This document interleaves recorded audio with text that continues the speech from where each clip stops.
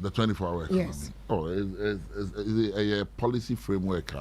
It determines that, one, we cannot impose the 24-hour economy on anybody.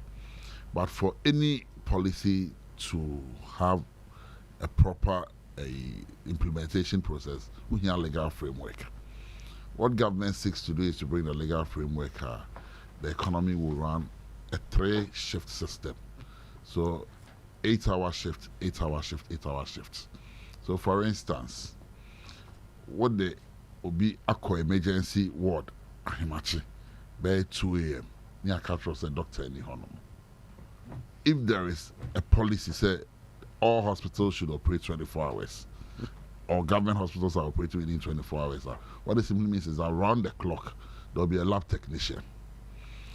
In PMP, you know, and yet doctor and who here auxiliary staffs, no, lab technicians, X-rays, this and that. Because when there is an accident, and Russia be hospital, now there is no X-ray technician. Now you need maybe internal bleeding if you are an MRI operator. You need maybe internal bleeding if you are. What's the doctor going to do? Is the doctor just going to open you up, try and error? So those auxiliary staffs are equally important. So when there is a policy or there is a legal framework in place that all these staffs are working 24 hours, what it means is around the clock there will be somebody at the hospital to attend to you when there is an emergency. What it also means is say not one shift system and a fat nanaya brefon. What it means is that 2 other people will get jobs because 8 hours new year will be about 8 hours. Will be about 8 hours. So say nipa one pen and occupies our position now. What it means is that 2 additional people will have the opportunity to get a job. Most importantly, it will expand our economy. When more jobs are created, it means that more taxes will be paid to the state, more revenue will come to the state, and more other developments can be tackled. It's a comprehensive policy. It will take Ghana to the next level. Well, some of these things you're talking about, and some of these services, they don't really generate much. No. You have fun say hospital, I can't watch it. And then because of national health in we don't really do cash and carry. Into the hospital is struggling as we speak. Some of them owe ECG, and ECG is even threatening. Say, with this 24-hour economy, national health insurance scheme has issues, payments, and the matter say even 180 million Ghana cedis has been paid. Even Onua supplies to buying schools for school feeding, Kodaika, any idea. Where would we find the money to support this policy you are talking about?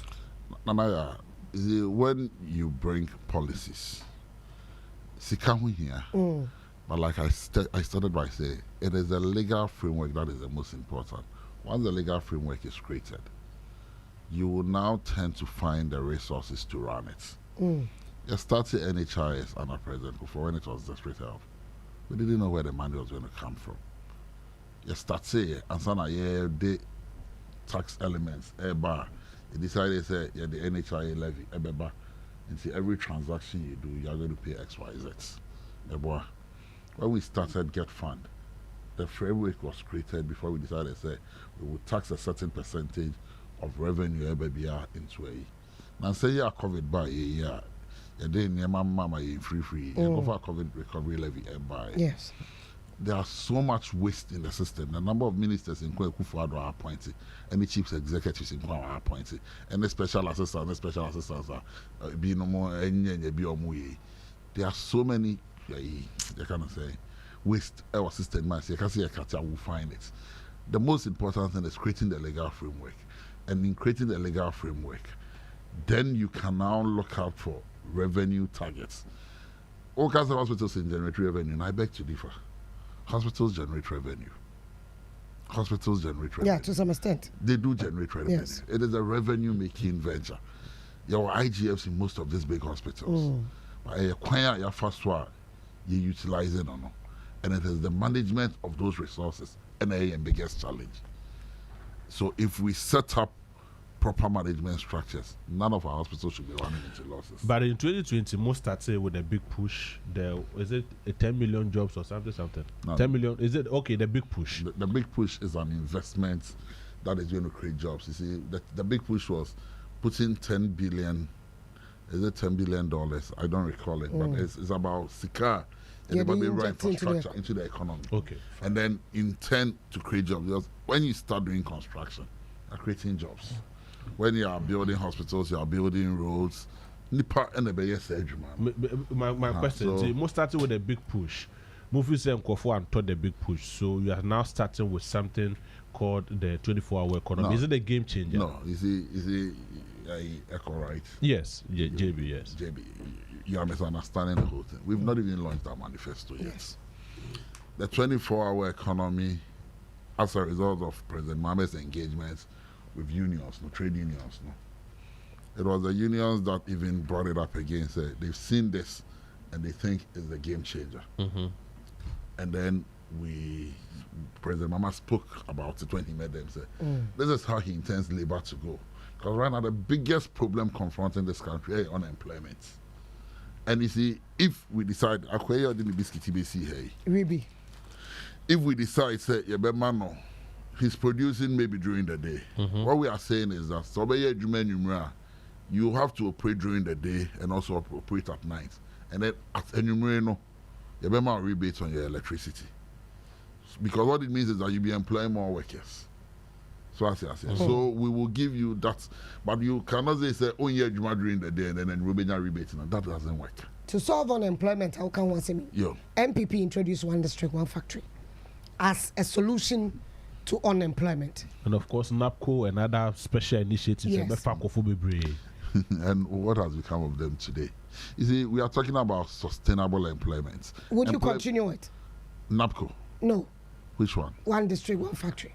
Any policy that is laudable, and if you know the NDC very well, and our president Neil say, we came to continue. Like what?